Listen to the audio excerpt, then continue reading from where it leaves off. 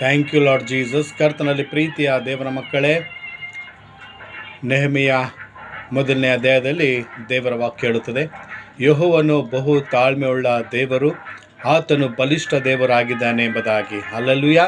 ಹೌದು, ಕರ್ತನಲ್ಲಿ ಪ್ರೀತಿಯ ದೇವರ ಮಕ್ಕಳೇ, ನಮ್ಮ ಸೃಷ್ಟಿಕರ್ತನಾದ ದೇವರೇನಾಗಿದ್ದಾರೆ? ತಾಳ್ಮೆಯುಳ್ಳ ದೇವರಾಗಿದ್ದಾರೆ.